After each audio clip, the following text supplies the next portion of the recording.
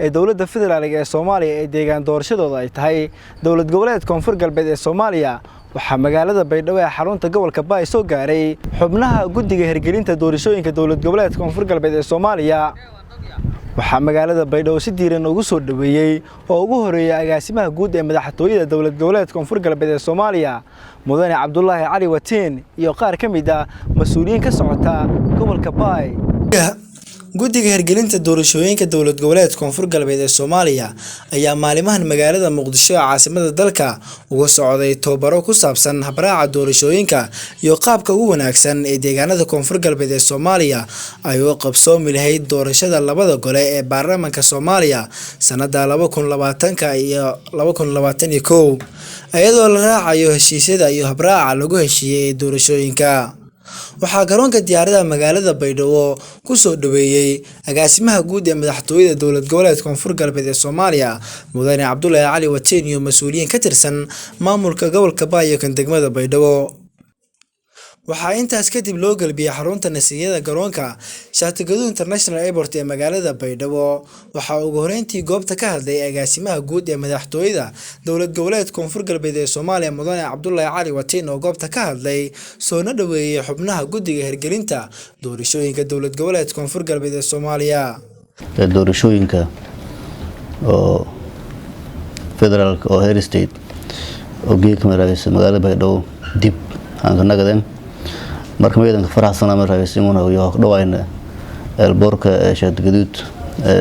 airport iyo in badan ma raayis hool badan kama qonay magaalada Muqdisho hoolaas oo ba tababar iyo ma raayis barnaamij badan isku jiraan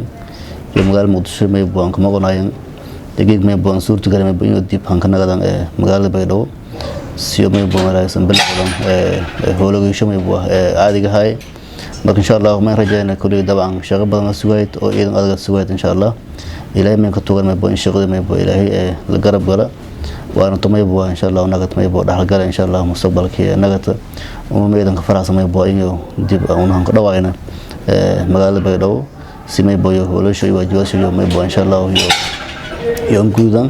بر إن شاء الله بقوله ما يبغى رجال إن شاء الله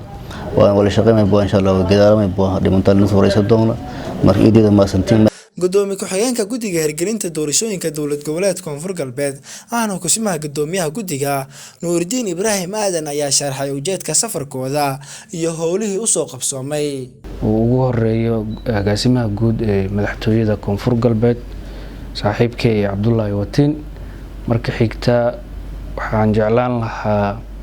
inaan idin la wadaagno xog badan laakiin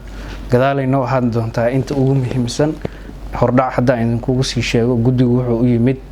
inuu guto waajibaadkiisii qaran ee loo igmaday ee ahaa doorashooyinka hirgelintooda 2020-2021 oo heer federaal ah insha Allah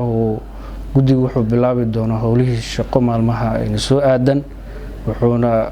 ku dadaali doonaa sidii loo soo saari lahaa xildhibaano tayo leh quality leh dadkii deegaanka iyo ummadda guud matali kara qaasatan Koonfur Galbeed xildhibaanada kaga aadan oo noqon doona labada aqal ee baarlamaanka ugu horeeya aqalka sare oo ku xog golaha shacabka Soomaaliyeed insha Allah guddiga wuxuu qaban doonaa hawshiisa qaran sida ku cad dastuurka iyo habraacyada iyo heshiisyada la galay